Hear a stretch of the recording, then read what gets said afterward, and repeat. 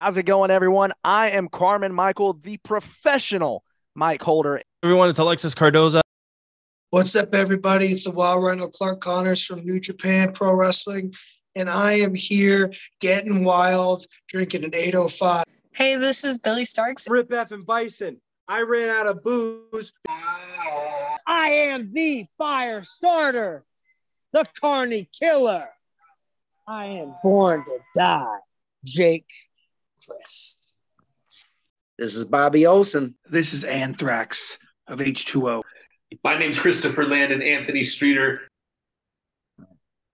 My name is Frank Minetti. Ladies and gentlemen, it is the Red Air and one half of the PH Boys from Hood Classic Entertainment, representing the Hood Boys, the PH Boys, Purple Haze, Prince Alexander. This is Martin Stone, the original strong style hooligan. And today, you have the privilege of drinking at Moe's. And you know I'm drinking with Mo. And you are drinking at Moe's.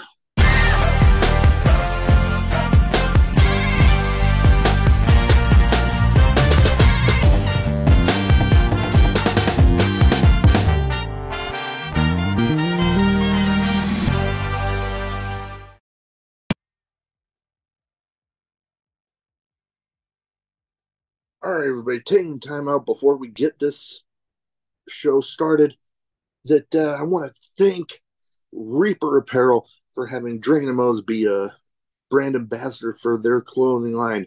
They got good stuff. They got t-shirts, they got hoodies, they got beanies, they got lots of great stuff, encouraging everybody to break out of their comfort zone, live their best self, and hey, it's something I try to live every day.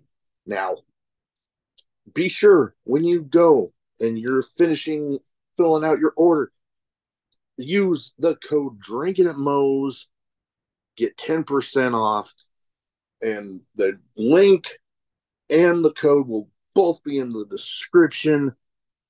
Let's fucking go. And in my eyes, there's a lot of times where it is happening. Each of them in different ways is improving. So it's kind of a tie for me there. Independent-wise, I'm not splitting it up into, smaller or super indie. I just have one with the possible another one. I didn't break them down this time. Me, independent-wise, Revolver. Oh. My hands down. My only thing I have that I wouldn't have a different promotion in there, and it's no fault of their own. Right. Because of the relationship I built with the Warrior Wrestling people. Top-notch shows all the way around, top-notch people is just I don't, hell, I need to talk with the promoter there because I don't even know when they're running a new show. I haven't heard that much about them lately. Yeah, last I heard is they're running a show, but it's more of a beer fest sort of thing. I don't even know if they're calling it as part of Warrior Wrestling. But the sheer fact of Revolver, the sheer number of shows they run, the quality of shows they run, and now spreading to places like Los Angeles, Texas, and who knows where else in the coming year. I don't think there is any argument on them being like one of, if not the top independent promotions out there right now. So I chose Revolver as well. I had a hell of a time. Absolutely loved it. I've marked the calendar for the next time they go to Iowa. Same. My runner up would be GCW. I was going to say, for me, either them or H2O, because those two promotions, the only has been incredibly great to me, and the interview stuff. I have a handful of them scheduled for January for people from that promotion. Did you get the one you want? Not yet, no. Okay. And the only reason why I say Game Changer came in second was the last thing I actually read that they've done was in July or August. They wound up getting a working relationship with the promotion out of Germany. That's it. That's it. I mean, their champion has shown up on AEW a couple times, Blake Christian. But other than that, you haven't heard anything from Game Changer. They were the indie darling. They were the indie darling of indie promotions last year. And now they're still running good shows. I just haven't been able to watch as much as I had been because, I mean, like I said with John Wayne Murdoch being the machine and the schedule he keeps, me and the schedule I keep with the interviews portions of the podcast. You don't have time. I don't have time. Like, I find time for some of the other shows because, you know, I find time here and there. But yeah, I'm pushing hard towards that 200th episode. All right. Now going to... There's that thumb again. What? Yeah, that thumb popped up again. Yeah. Oh, fucking hell. I didn't even see it, so whatever. All right. Whatever.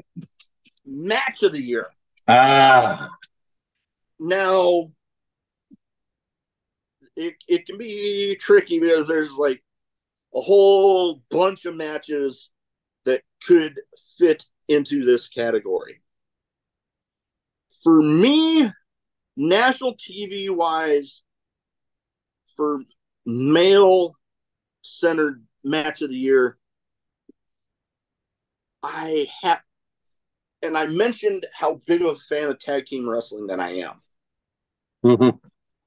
This match on the night that it was for WrestleMania, I said it that night. I'll say it again. That is how you send a crowd home happy. And I'm not talking about night 2 because that was fucking garbage. Night 1, Sami Zayn and Kevin Owens winning the tag titles over the Usos.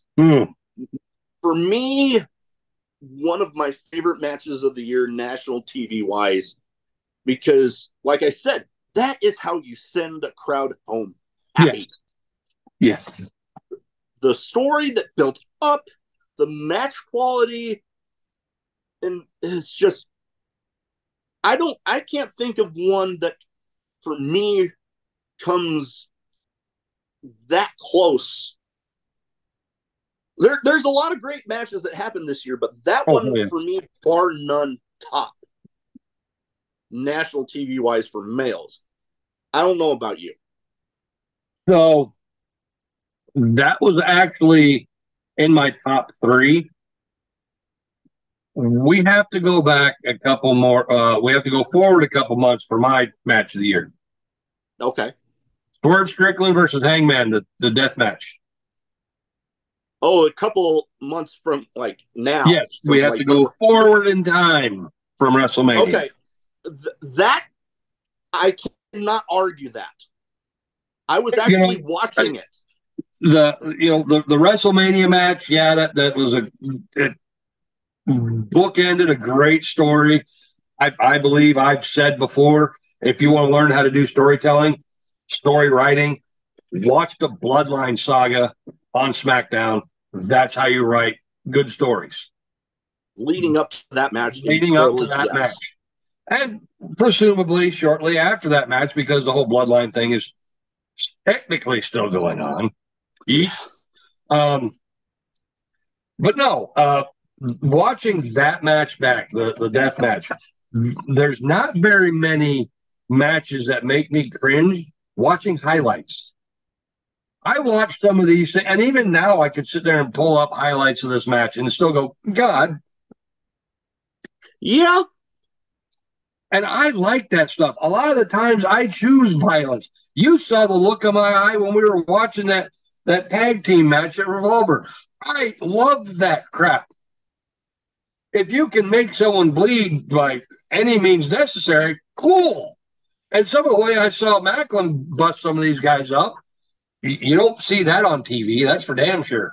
You didn't see that on ECW. That's for damn sure. The way he did it, my God. Yeah. But that one there, that death match, that was one that I just gotta go, that we don't follow a certain wrestling commentator who likes to attach stars to matches. But I would actually give that one 2 thumbs up. Yeah. Which, in my view, is equivalent watching to that as his. it happened. So that's what I actually bought that show. You did? I bought that show. It was kind of like the day of that. I'm like figuring stuff out, and I'm like, hell, I'm at home by myself tonight. Why not? Why not? And yeah, that match alone made me not regret buying the damn show. So yeah, you won't get any argument. And the funny thing about that is that after that match, everything was just kind of in a robotic state. It's like everyone's emotions were drained after that match. I watched 18 minutes of a 30-minute match on YouTube, and I was drained. I got done watching that, and I was like, what the hell? Yeah. And everyone else was just kind of, you could sense it in the crowd. Everyone was just like, oh, God. It's over. Oh, God. Yeah. And my understanding is the crowd was kind of dead after that. So that right there just kind of makes you go, that's a match of the year candidate. True. I can't argue that. Not going to argue there. Now, go ahead. Female match of the year. Good Lord. There's been, again, a lot of great quality matches, but for me, one of the top story-wise and everything was Bianca Belair versus Asuka. And correct me if I'm wrong in the comments, I'm wanting to say it was WrestleMania on that one too. I might be wrong. I keep a crazy schedule. Okay. Give me a break. I don't know either. Yeah, but no, the match between them two got it for me. I don't have a female one, so. Now, independent match of the year. This could be a heavy one because of the sheer amount of independent wrestling out there. So we can really only go off of stuff that we've either watched on TV or were there in person. Right. But for me, Second Gear Crew versus Red from that Revolver show we were both at. I can't think of one that I've either been there for or watched on TV that tops it. No. In the last year. That's what you do when you've got someone that's been in the business that knows how to book a show. Callahan knows how to book a fucking show. Because if you wind up putting that match that you just said at the beginning of the show and you were going to end it with your World Heavyweight Championship match, no one's going to give a shit about the rest of the show. So you book it the way they booked it, which there may have been reasons why it opened up this, a lot of the times when a world title match opens up a show, there's reasons for it.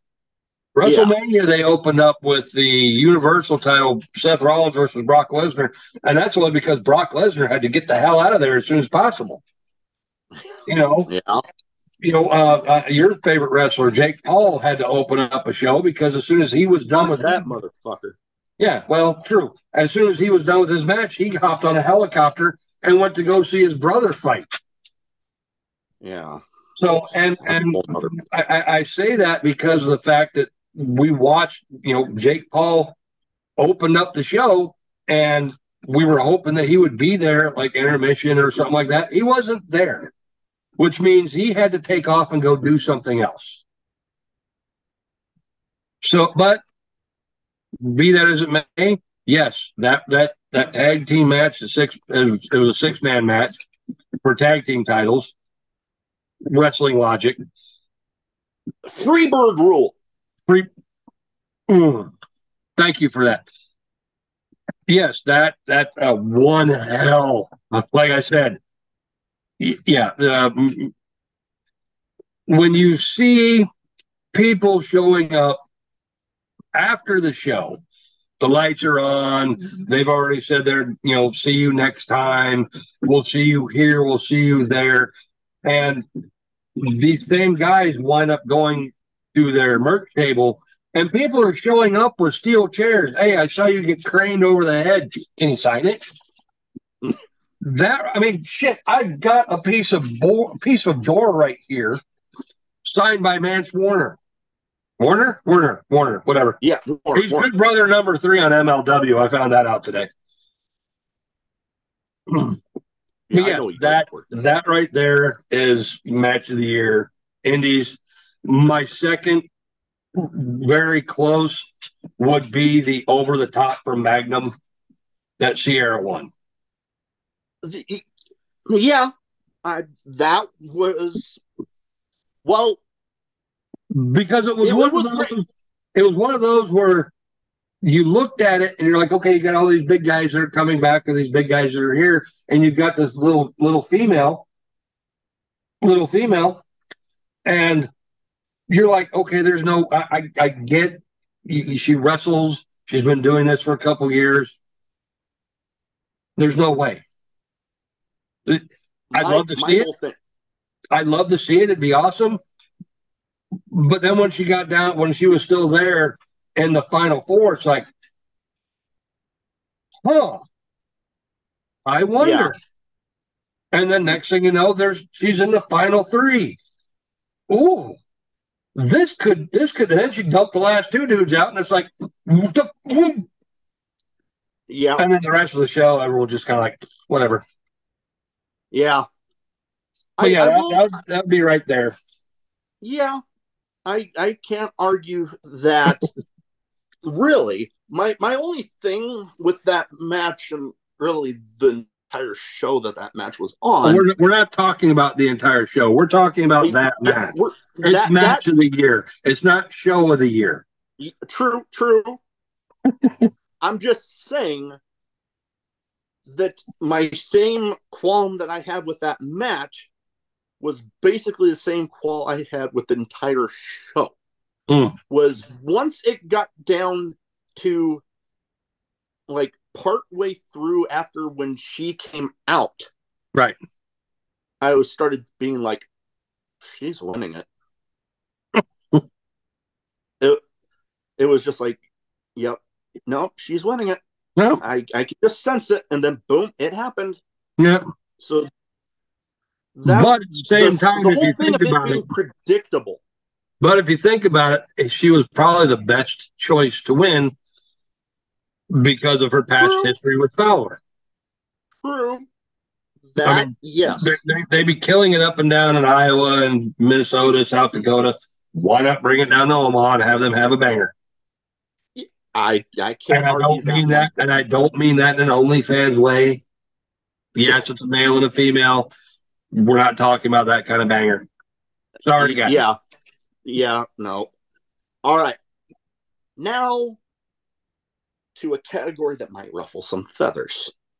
Before you do that one, before you do that one, I have one that I'm probably sure you don't have. Okay, let's go with it. We'll do this one before Dud of the Year. Okay, so this one I was contemplating calling it a comeback, calling it the most improved. If you've watched any of his YouTube channel, you could almost call it a comeback. But my most improved wrestler of the year has been Ethan Page.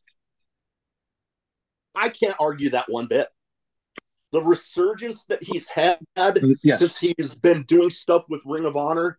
And I found out today that he requested to go to Ring of Honor. I heard that, yeah. Mm-hmm. So he requested to go to Ring of Honor. He had a 5 or 6 match winning streak before he ran into Tony Nese, and that started the whole match, the I Quit match towards Final Battle. Yep. And I say most improved because, yes, he had a 5-6 win streak going. Has he ever had a win streak when he was with AEW? I don't think so. Not a very long one. Not a very long one. Also, if you follow his YouTube channel, he just recently, I believe last Monday, this being the 23rd, so it was the 18th. I believe it was 18th. He dropped a video that basically shows him dropping 30 pounds. And I say that because it starts out, he was talking with his personal trainer that he hired. It was on a 12-week,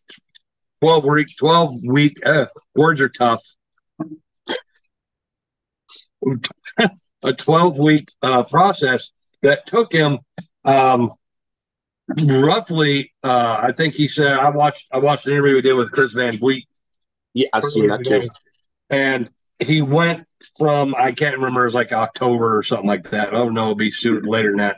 But it basically, when Final Battle came around, he was actually 2 weeks past when his 12 weeks was supposed to stop. So it was basically, he was at Final Battle, it would have been 14 weeks. So if you want to do the math, go ahead. I'm not going to. Yeah, math in my head, not good. No. So he went from 238 pounds down to 207. Nice. And if you look at the pictures when he was in this, because I take the picture every time, you realize that, yeah, he for 238, he was pudgy. He's not pudgy. He's kind of ripped. He's kind of jacked for 207 pounds. And I guarantee, you think 207 pounds, the guy's probably flying all over the place. Ethan Page does not have the ring talent to be a high flyer. He's more of your ground based, kind of like a Tony Nese. True. Tony Nese wasn't much of a flyer. He was more of a powerhouse. And so there's that. So yeah, that's my most improved wrestler of 23. And to be honest, I'm an egomaniac. I've watched a lot of his videos. He's actually got a toy hunt coming up on Christmas. You know what? I've heard about that, and I'm excited to see it because I've watched pretty much all of them. But I am too. There's reasons behind why he doesn't do those anymore. He explained that not in the on video. a consistent basis, but yeah. He's putting his mind and body towards wrestling because I guess he promised his daughter he was going to present her with a championship. I'm all for it. Yeah, give Ethan Page a championship. Nope, I'm with you. Yep. Totally. Go ahead. Well, I didn't have that category written down, but if I did, yes, Ethan Page definitely. Mm-hmm. Now on to the category that might ruffle some feathers. Well, but this is our 2 cents, so it's our opinion. Yes, this is our opinion. If you don't agree, if you think something else was more of a dud, by all means, let us know. But so for national TV wise, Hit Row returning. They're gone again, but Hit Row returning was, in my humble opinion, a complete dud. They had no impact whatsoever. It basically, I know you've heard me say this. I'll say it again. The original run with Swerve. Swerve is what made that group.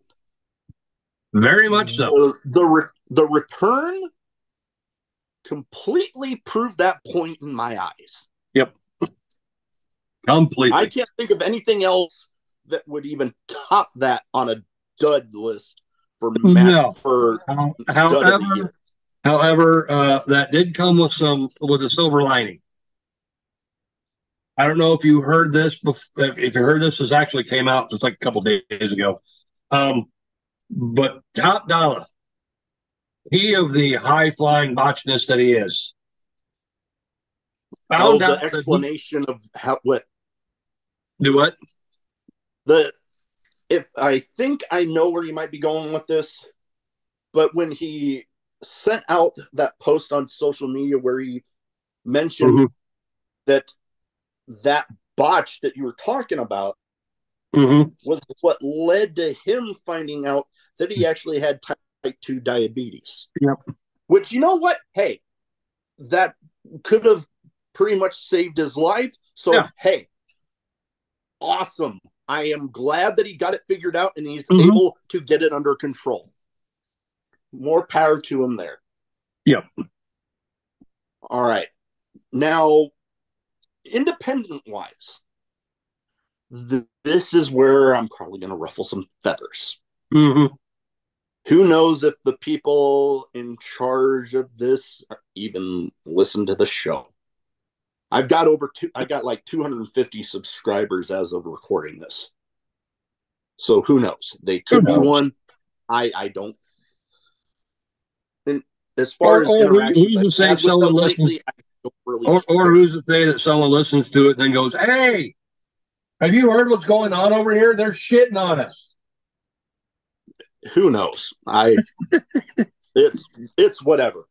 But I'm talking about Women of Magnum.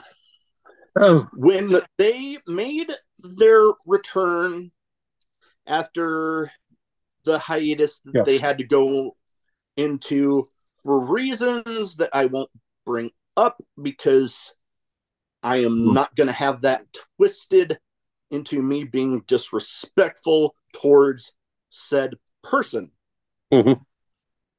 But when you make your return and you make a big deal initially on that return, you're going to have Women of Magnum. You're going to have women's matches. Who knows? Maybe even a women's title down the line. Yeah. And then in the entire year, and let me emphasize that, the entire year, you've had maybe 2, possibly 3 freaking matches in the entire fucking year. That whole concept, complete dud in my eyes. Because the sheer amount of talent out there, independent-wise, for women's wrestling, and them being able to now bring in some quality independent talent, they're reaching out there a little further than they had been.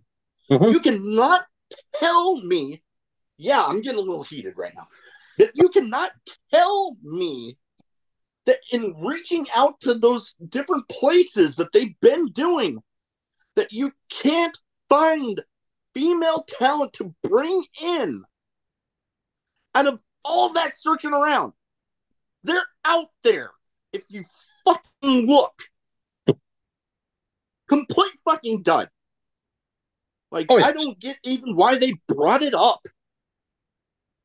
If you're going to talk about having a Women of Magnum, fucking do something with it.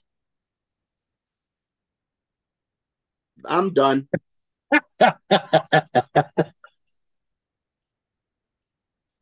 Some people, if that gets to some people, they might not like me a little much, but this is why it's called My 2 cents and not Your 2 cents.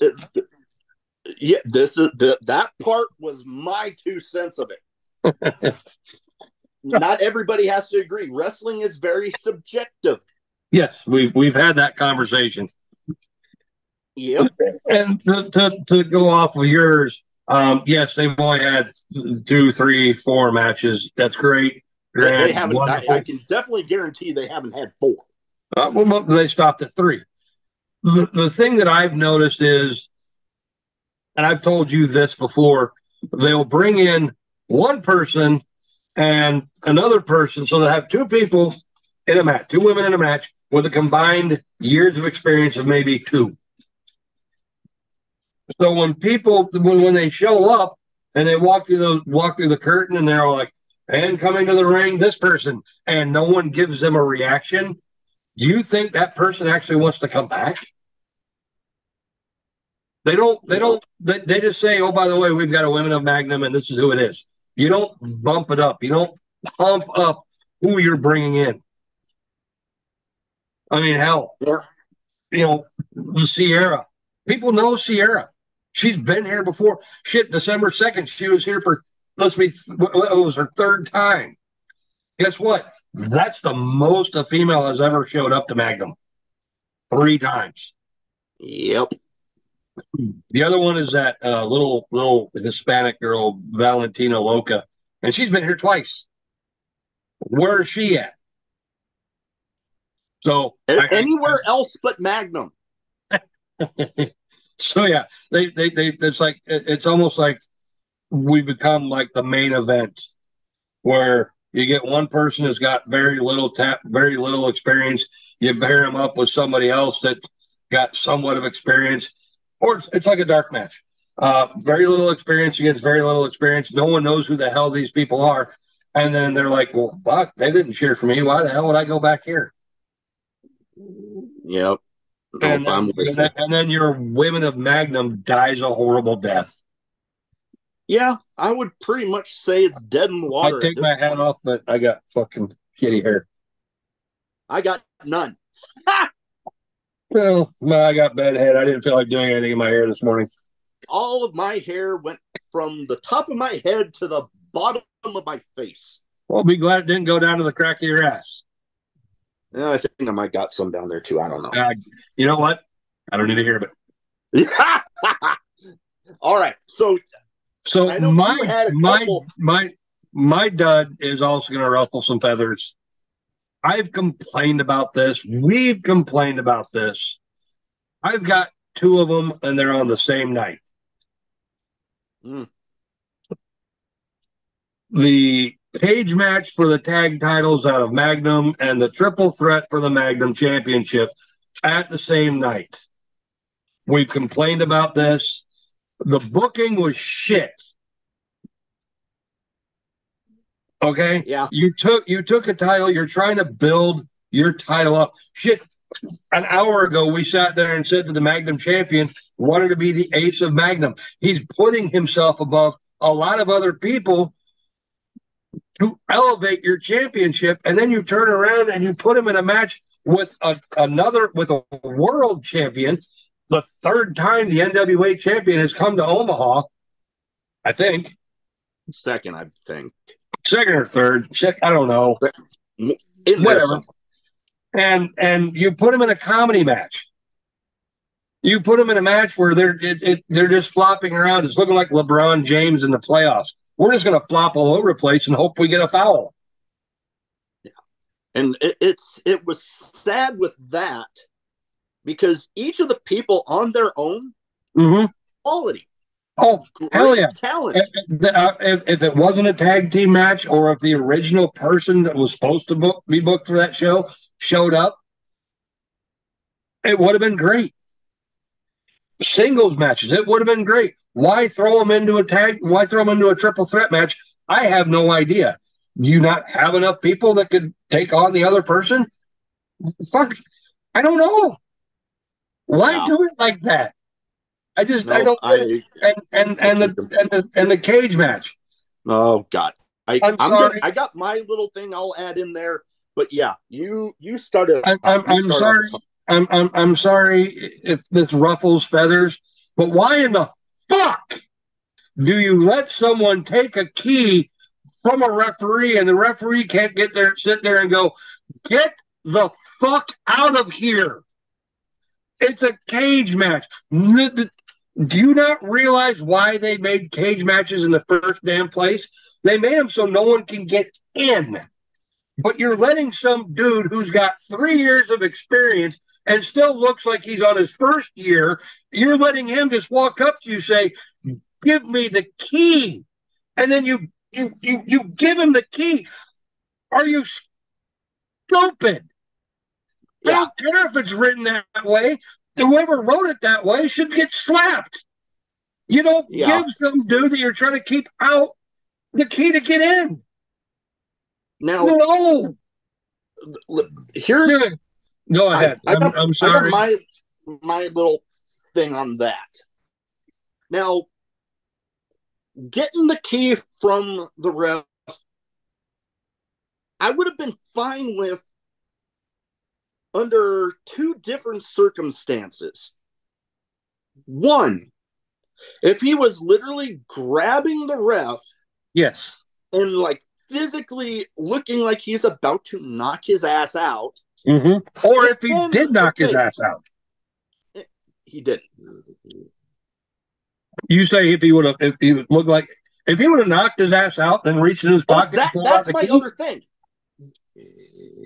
That would have made perfect sense, and I wouldn't be on this rant saying you fucked this up. Yeah, you took a feud that technically shouldn't have happened. Let's be honest, and you screwed up, and then you screwed up the payoff. Yeah, that is why I was at that show. I was as visibly upset as I was because you basically made your referee look like a complete bitch. Yeah. Because oh my god, he's so big and scary. Oh, here's the key. No. If you're just come on. If he's like grabbing you, looking like he's about to knock your ass out, then I get it. Okay, hand him the fucking key. Or if he already knocked his ass out and he just takes it. Right there. Explainable. Would have been fine. But you basically wrote it into the storyline of the match that you made the result of it made your referees look like a complete bitch. If you want to know the correct way to do things like that, watch any pay-per-view from the WWE in the 90s.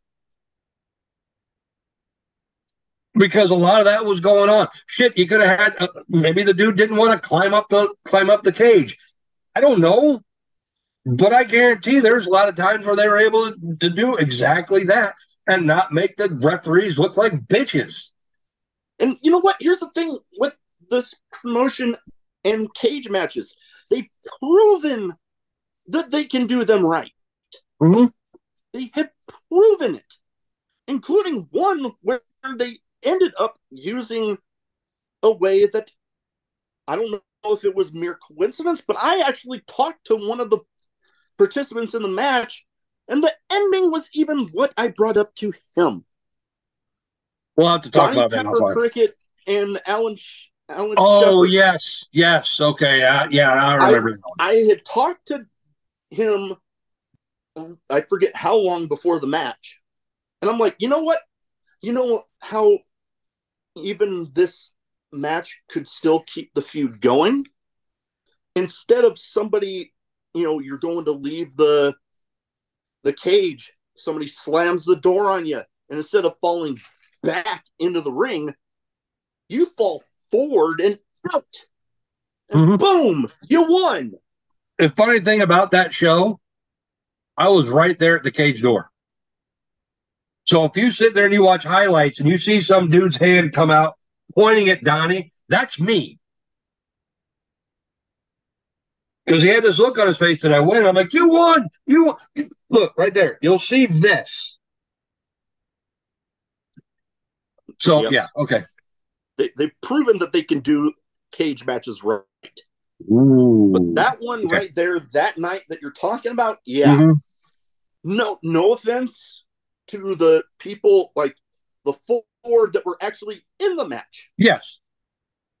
The match in and of itself, like the actual match before the ending was great. Oh, hell yeah. I would have requested a little more blood, but that's me. I mean, and I say that in context to you have a cage match where all four guys hate each other. Yeah. And you only have one person bleeding heavily. Now, granted, I can if you watch it, you can see that the rest of them tried. Apparently, they didn't go deep enough, which is fine. Yeah. But just, if you have a match like that where you have to get into a cage, a little more blood would have worked out. And the match itself, minus the ending, I thought was great. It kept me on the seat of on the seat of my chair until that ending. You about to seat of your pants. The peed in my pants? No, I didn't do one of those. I haven't done that. No, in a you long said time. you about said on the seat of your pants. On the seat of my pants. Yeah, I normally do that. I'm doing that right now. I'm sitting on the seat of my pants. I'm sitting. Yeah, I got pants on. I'm due drunk apparently. Yeah, but yeah, no. The ending to that match completely ruined it for me. Mm-hmm. And there were people sitting in front of me that were trying to be like, "Oh, well, he's trying to scare them." Like, no. There are ways to go about it that it would have been perfectly fine, and they did none of it. Yeah, they didn't. And certain people, let's just say, I'll just say they lost kind of some credibility with me recently, but. Uh-oh. Well, is it the same ones that I talked about? I don't know. Oh, all right. Anyways, now on to the last topic. Who we feel is going to have a big 2024? Now, I got this split up into, I have a promotion and I have a couple people. My two people that I think are going to have a big 2024, especially with the recent announcement of Ring of Honor bringing in a women's World TV Championship. Yes. Billy Starks and Willow Nightingale, I feel, are going to have an absolutely huge 2024. Yes. Whether it be in Ring of Honor or AEW, one way or another, Billy Starks, the last little bit of 2023, huge. Just blowing up all over the place. 2024 only going to be even bigger. Willow, I've said it before, she just has this infectious positivity that you can't help but smile when you're watching her. Now, for promotion that I think is going to have a big 2024, the return of TNA.